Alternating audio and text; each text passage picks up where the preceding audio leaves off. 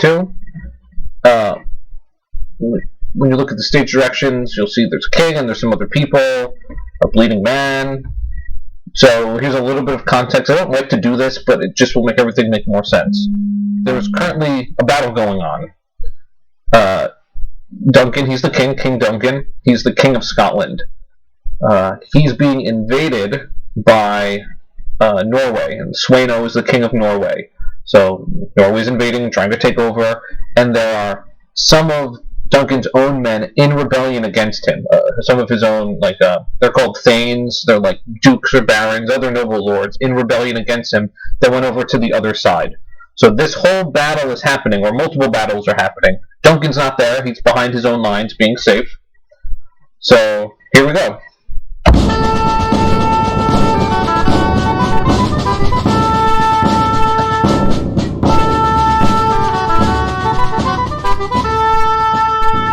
What bloody man is that?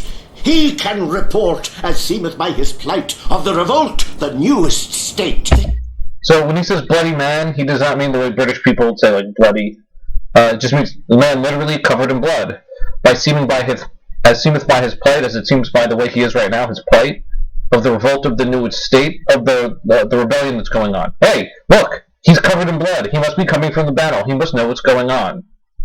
Then Malcolm is his son, his oldest son. This is the sergeant, who like a good and hardy soldier fought against my captivity. Hail, brave friend! Say to the king the knowledge of the broil as thou didst leave it.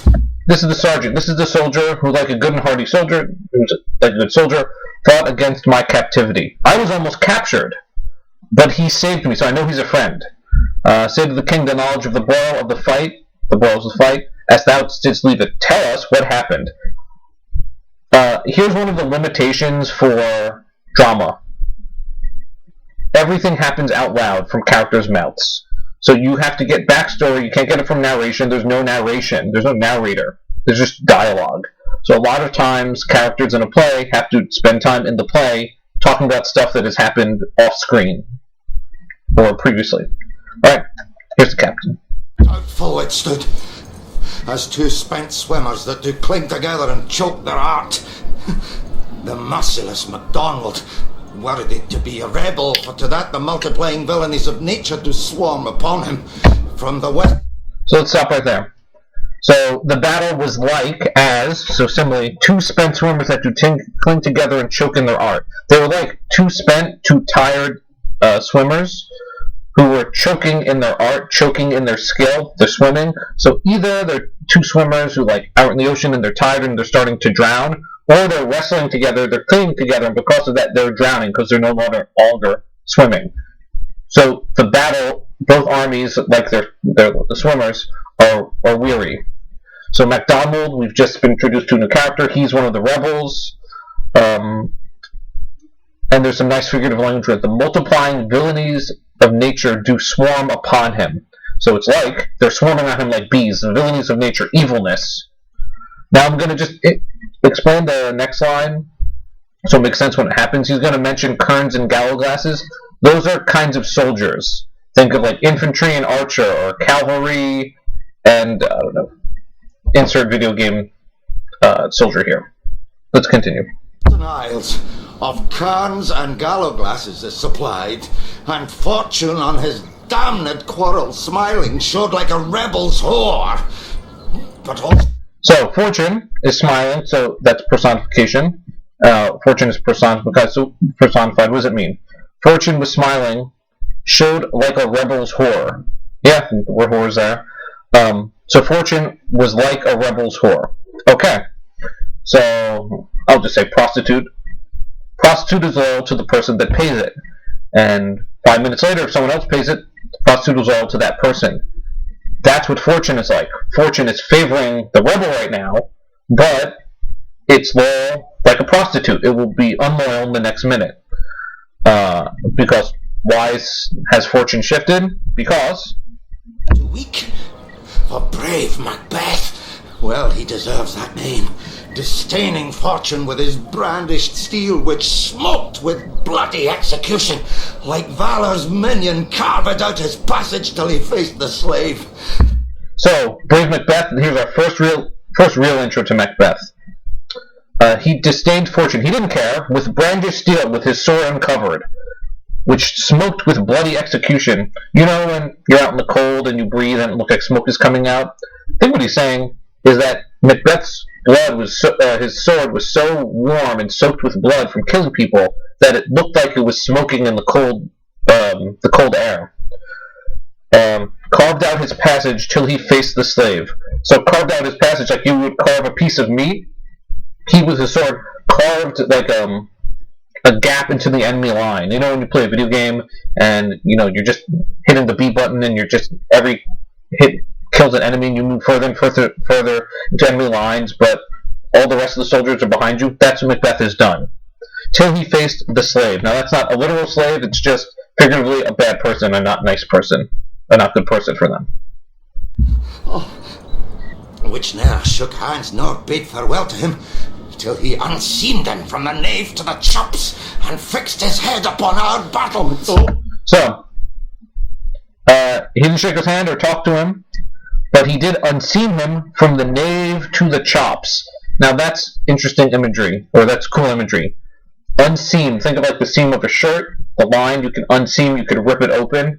He unseamed him from the nave to the chops. The nave, the navel, the belly button, and the chops, those are like the jawbones. So, if you've played video games, you've seen there's a facial hairstyle called mutton chops, and they're big sideburns. Yeah, he unseamed him from the nave to the chops. In basically one swing, he split him in half and fixed his head upon our battlements. He cut off his head and stuck it on a pike or a spear.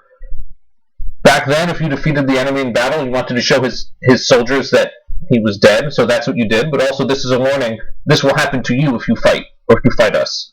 So, Macbeth single-handedly killed one of the rebels, the rebel leaders. Now back to Duncan. Oh, valiant cousin, worthy gentleman! As whence the sun gains his reflection, shipwracking storms and direful thunders break, so from that spring whence comfort seemed to come, discomfort swells. So, like storms are unpredictable, they go back and forth, so does the battle. King of Scotland, mark!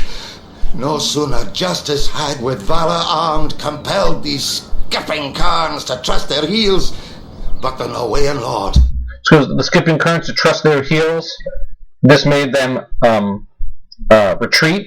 Macbeth killing their leader, they retreated. But like that storm goes back and forth, so does the battle. But the Norwegian lord, the king of Norway, surveying vantage, with furbished arms and new supplies of men, began a fresh assault. Got reinforcements. Now the next line, dismayed not this our captains Macbeth and Banquo. There's a syntax thing. Dismayed is the verb. This should be the subject. This did not dismay our captains Macbeth and Banquo. This didn't dismay them. So did this dismay Macbeth and Banquo? Now we're intro to Banquo, some other lord. Made not this our captains, Macbeth and Banquo? Yes, as sparrows, eagles, the hare, the lion. So yeah, it dismayed them as sparrows dismay eagles, or as hares, those are rabbits, dismayed lions. It's a joke. Yeah, rabbits don't scare lions. They weren't scared, Macbeth and Banquo. Say sooth, I must report, they were as cannons overcharged with double cracks. So they redoubled strokes upon the foe. As cannons overcharged with double cracks, so you've seen probably in old movies, take a cannon, you have to put the gunpowder in it, then you put the cannonball in it. So they're like a cannon that got double the gunpowder. So this didn't dismay them, it made them like doubly angry. Except they meant to bathe in reeking wounds or memorize another Golgotha, I cannot tell. But I am faint. My gashes cry for help. So a whole bunch of figurative here. They meant to bathe in reeking wounds, take a bath in them. I'm sure that's an exaggeration.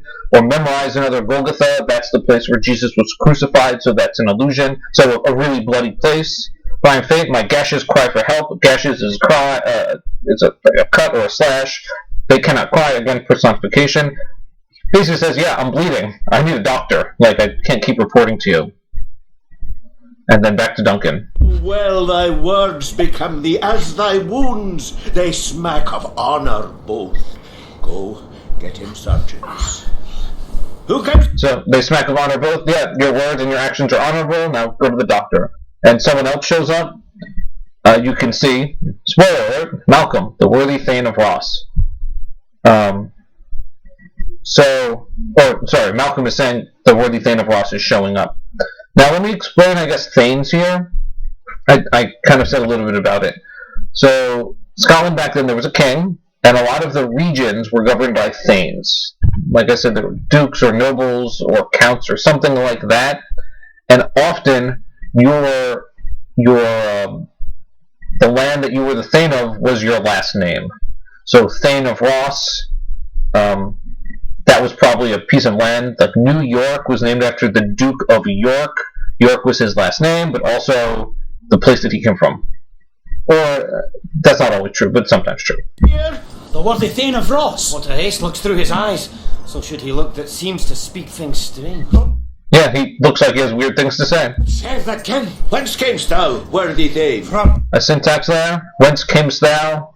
From where came you? We already looked at that in the intro lesson. Where did you come from, worthy Thane? Where are you coming from? From Fife, great lord. Fife is just another place, another location in Scotland. Fife, great king, with the Norwegian banners flood the sky and fan our people cold. So there are so many Norwegian banners that they flood the sky, that they're fluttering in the sky, and they fan our people cold. That's an exaggeration. There are so many Norwegian banners there that they're actually fanning us cold. Norway himself, with terrible numbers, assisted by that most disloyal traitor, the Thane of Cawdor, began a dismal conflict. Again, Norway himself, the King of Norway, was there with terrible numbers with those reinforcements. But now there's another rebel, another traitor, Thane of Cawdor. We haven't been introduced to him before, but there he is. Yeah. Till that Bellona's bridegroom, lapped in proof, confronted him with self-comparisons, point gainst point, rebellious arm gainst arm, curbing his lavish spirit, and to conclude, the victory fell on us. And there we go. Spoiler alert, you could have said this earlier, we won the battle. This happens a lot in Shakespeare where someone, instead of saying the brief thing, will say the long drawn-out thing. Alright, some more figurative language. Bellana's bridegroom. Bellana is the wife of Mars, the Roman god of war. So the bridegroom of Bellana is Mars, so meaning Mars himself. He means Macbeth. Macbeth is like Mars, the war god, this pagan, brutal figure, wrapped in proof. Proof is armor. Covered in armor. Confronted with self-comparisons, point against point. So like sword to sword, rebellious arms against arms. And to conclude, victory fell on us. So again, Macbeth kind of saves the day. Great happiness! That now Sweno the Norway's king craves composition, nor would we deign him burial of his men till he disbursed at St. Colm's Inch $10,000 to our general use. So that's just Norway's king craves composition. He wants peace terms, but we're not even letting him bury his dead until he gives us $10,000. So a ransom, basically. That would be a huge amount of money back then. No more that Thane of Cawdor shall deceive our bosom interest. Go, pronounce his present death, and with his former title greet Macbeth. I'll see it done. What he hath lost, noble Macbeth hath won. Alright, so, a few things here. No more that Thane of Cawdor shall deceive our bosom interest. Bosom is chest or heart. So he will no longer deceive the issues of our kingdom, of what's close to us. Go, pronounce his present death, and with his former title, greet Macbeth. I would say there's a syntax there too. Greet Macbeth with his former title. I'll see it done. What he hath lost, noble Macbeth hath won. What he has lost, Macbeth has won. Doesn't that line feel familiar? Well, if we go all the way to the beginning, do this, so. When the battle's lost and won. That's what the witch says. Oh, it's like the witches are predicting what characters will say later on in the play. They're showing you their gifts of foresight. Interesting. Alright.